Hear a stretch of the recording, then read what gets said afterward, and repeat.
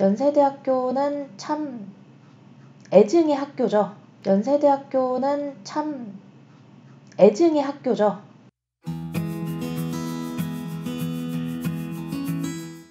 안녕하세요. 입시거준 유자입니다.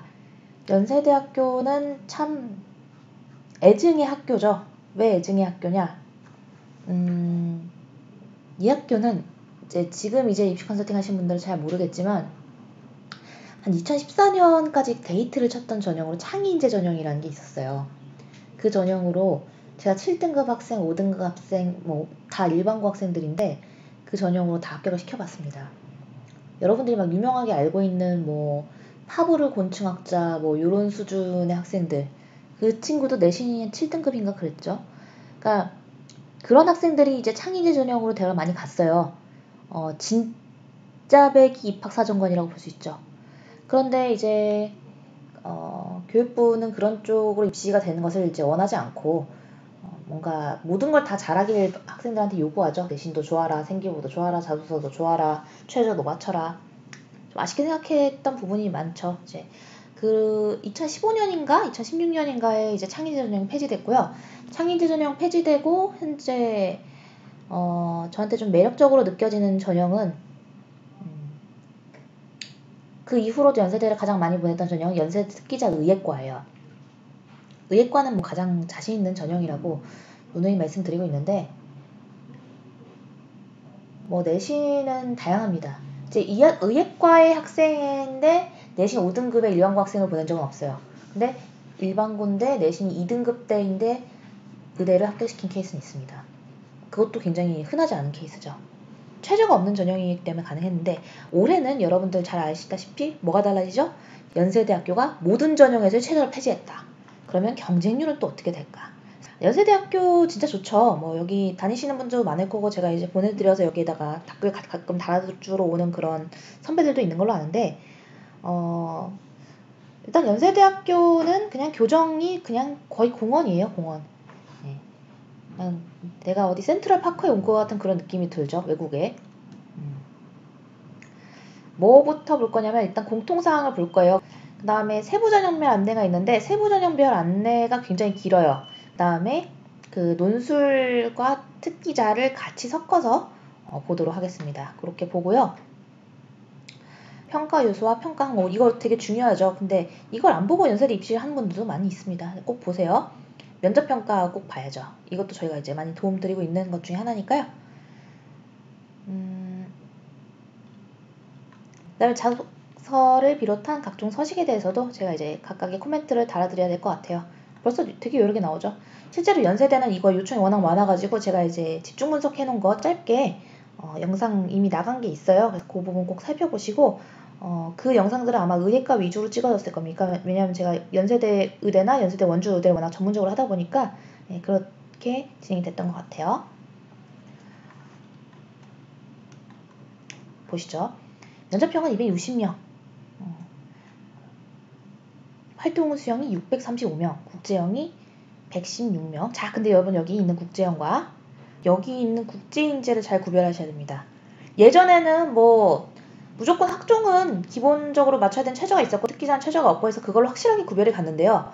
이 국제형과 이 국제인재가 다르다는 점을 꼭 체크하시고 그 어떤 점이 다른지를 확인하셔서 자신이 잘못된 전형에 지원하는 일이 없도록 하셔야 될 것 같아요. 일단 아시다시피 모든 전형에서 최저학력 기준이 폐지됩니다.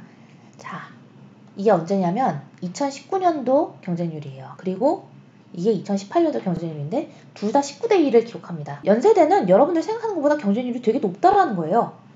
왜 경쟁률이 높을까? 논술이 있기 때문에 그 경쟁률이 어느 정도 나오는 거라고 저는 생각을 하고 있습니다. 실제로 보면요. 여기 면접형의 경쟁률은 6.04로 6대 1 정도밖에 안 됐고 활동 후 수형은 10대 1이 약간 안 되는 9.89 정도를 기록했고요. 지금 보고 있는 건 몇 년도 거다? 2018년도 겁니다. 2019년도 거도 볼 거예요. 그리고 일반 전형, 이게 지금 논술이거든요. 논술의 경쟁률이 55.64입니다. 그리고 특기자는 5.26이고요. 이 특기자는 인문학 인재 계열인데요. 이거 이제 없어집니다. 사회과학 인재 계열 없어졌죠, 이번에.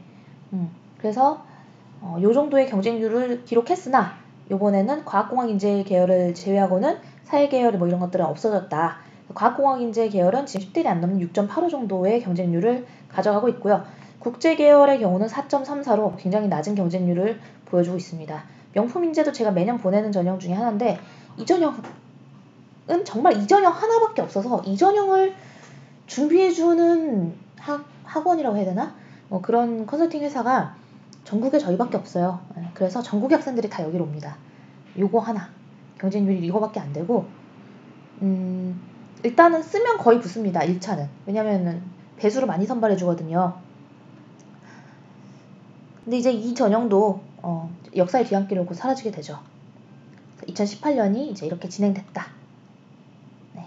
그 다음 2019년엔 어땠을까요? 2019년에는 전체 경쟁률은 큰 차이 없었고 이게 이제 면접형인데 면접형이 6.75, 활동후 수영이 9.29 정말 비슷하죠. 전년도랑. 그 다음에 논술 전형이 57.05로 큰 차이 없습니다. 역시.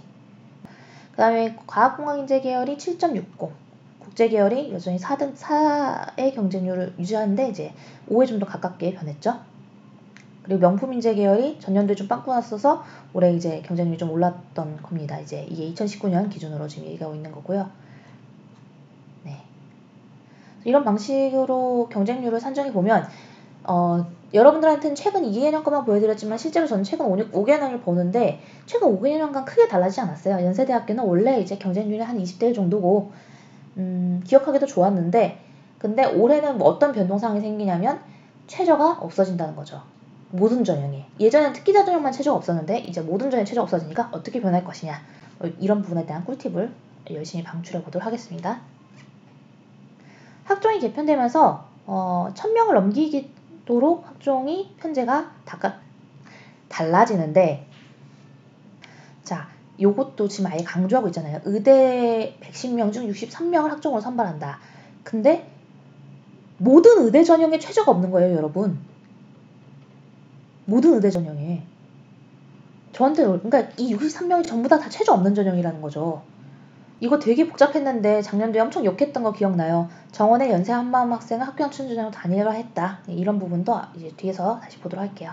자, 아까 봤을 때 우리 특기자 전형 이거 없어졌어요 했는데 그게 여기 나오죠? 202명이 없어졌는데 어디로 갔냐면 이 사회과학 인재 계열을 폐지합니다. 그 다음에 인문학 인재 계열은 어문학 전공으로 한정합니다. 그러니까 외국 애들이 인문학 인재 계열 쓸 거였으면 너네 이제 어문학 전공만 쓸 수 있어. 이렇게 되는 겁니다. 네, 그리고 고교교육 내실화를 위해서 고교 졸업자 및 졸업 예정자로 지원 자격을 제한한다. 상급 학교 진학 허가자 지원 불가. 이게 무슨 얘기냐면요. 원래는 뭐 과거나 몇몇 고등학교는 조기 졸업을 할 수 있었잖아요. 고등학교를. 그래서 2학년 끝나고 갈 수가 있었는데 그거를 안 하겠다는 겁니다. 제가 엄청 사랑하는 IT 명품 인재 계열이 특기자전 과학인재로 통합됐습니다. 뭐 이거는 사실 저는 옳다고 생각해요. 왜냐하면 이 전형을 되게 준비하기 힘들었는데 이 전형을 준비해주는 센터가 저희밖에 없었어요. 전국에. 왜냐면 이 전형 총 6배수로 해서 20명 해봐야 120명인데 전국에서 120명이 면접을 보고 실제 합격한 애들은 20명밖에 안 되다 보니까 저는 꼭 그렇게 따로 뽑아야 되나에 대해서 의문은 있었는데 결과적으로는 특기자 전형 과학인재로 통합됐습니다. 연세대학교 특기자 전형 과학인재는 제가 매년 약 20명 정도를 합격시키고 있습니다. 여기는 정말 최저를 안 하기 때문에 저한테는 꿀전형으로 많이 다가왔는데 올해는 전전형에 최저가 없다 보니 굉장히 많은 혼돈이 있을 거로 예상이 되고 있죠. 야, 그나마 논술 전형이 전체적으로 모집 인원을 또 축소하니까 올해는 경쟁률이 어떻게 되겠습니까? 더 올라가겠죠. 60대 1을 넘길까가 관건인데요. 저는 논술 전형을 쓸 거면 그 노력으로 차라리 이번에 학종을 쓰는 게 낫지 않을까 생각을 합니다. 그러나 내신이 안 좋다면 논술 전형 말고는 방법이 없겠죠. 네, 면접형을 제외한 모든 전형에서 졸업식에 따른 지원 자격 제한이 폐지됩니다. 고교 유형에 따른 지원 자격 제한 폐지됩니다. 그 다음에 기획균형에서 농어 촌의 지원 자격을 신설했습니다. 이건 좀 이따 다시 한번 확인해 봐야겠네요. 지원 자격 요약 한번 보죠. 자, 동글뱅이 2개 이렇게 돼 있는 거는 지원 가능이고요. 세모는 세부 지원을 살펴봐라 이런 뜻이고요. 그 다음에 하이픈 이렇게 돼 있는 건 지원 불가라는 뜻입니다. 이것도 썰이 있는데 풀어봐라. 예전에는 동글뱅이 이렇게 2개 아니고요. 그냥 동그라미 하나였어요. 동그라미 하나인데 어떤 어머니가 막 전화 와가지고는 제가 이제 그 학생한테 예를 들어서 뭐 과학인재 뭐 이전형 요거를 제가 추천해줬다고 합시다. 이걸 제가 추천해줬어요. 그랬더니 이거 0명 뽑는데 왜 추천해줬냐고 화를 내는 거예요. 모집 요강 봤냐면서. 모집 요강 안 보고 어떻게 컨설팅을 해요. 자, 동글뱅이 그래서 2개로 바꾸지 않았나 이런 생각을 해봅니다. 전형별 전형 요소 요약. 제가 모집 요강을 저만큼 강조하는 컨설턴트가 없을걸요?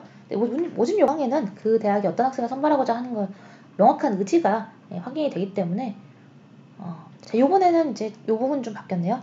자, 동그라미 하나짜리가 들어왔어요. 이건 또 0명이란 뜻인가요? 아니죠. 여기서 동그라미 하나 요거는 전형 요소로 반영은 되지만 미제출 시 지원 자격 미달은 아니다 이런 뜻입니다. 그러니까 이거는 지금 제가 이거 해석을 해보면 이거예요. 활동 우수형에서는 정량평가 아니고 학생부를 반영하지 않고 그 다음에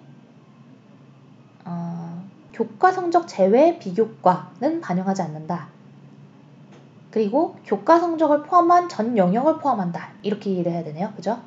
자소서는 미제출해도 지원 자격 미달은 아니다. 우와. 예전엔 지원 자격 미달이었는데 바뀌었네요. 자, 지원 자격 미달은 아닌데 자소서 안 쓰면은 합격이 될까요? 안 되죠. 추천서도 그렇고 기타 서류도 그렇다.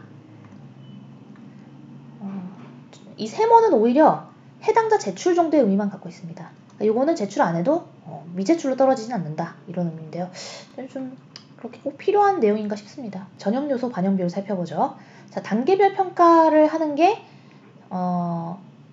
전체적으로 면접이 있다면 일단 단계적 평가라고 보시는 게 맞죠. 지금 1단계에서 면접형은 서류평가 60에 정량평가, 그러니까 내 성적을 40% 반영해서 이걸 100%로 해서 선발을 하고, 이거를 면접형은 3배수로 지금 알려져 있어요. 3배수로. 나머지는 2.5배수입니다. 3배수로 선발한 다음에 1단계 성적 40에 면접평가 60을 본다는 거죠. 그런데 이따 뒤에서 살펴보겠지만 저는 이제 이 연세대 거는 거의 다 외우고 있거든요. 하도 많이 물어보고 하도 많이 보내고 하니까 저는 이쪽에 집중할 겁니다. 특기자 전형에. 이쪽은 인원수가 너무 적어요. 그런데 특기자 전형은 면접형과 큰 차이가 없어요. 그렇다면은 특기자 전형을 쓰는 게 좀 더 유리하겠죠. 왜냐면 학생들은 본인이 특기자의 특기는 전혀 없다고 생각을 하는 경우가 많기 때문에 그렇습니다. 전체적으로 1단계 성적 40, 그 다음에 60, 60, 40 이렇게 나눠지는데요. 체육인재를 제외하고 보면은 대부분의 전형은 다 60, 40, 그러니까 1단계 60에 면접 40%가 반영이 되는데 면접형만 면접의 비중이 60%입니다. 근데 사실 저는 이거 말장난이라고 생각하는 게 어차피 1차를 붙은 애들끼리는 1단계 성적이 거의 비슷해요. 그래서 결국 면접을 40% 반영하든 60% 반영하든 어차피 면접으로 합격이 다 결정이 됩니다. 네, 그러면 전형별 모집 단위를 살펴볼 건데요. 여기서부터는 저의 꿀팁이 마구마구 방출될 예정이므로 다음 영상에서 만나도록 하겠습니다. 그러면 다음 영상에서 만나요. 자, 구독과 좋아요도 놓치지 말고 댓글도 많이 달아주세요. 안녕.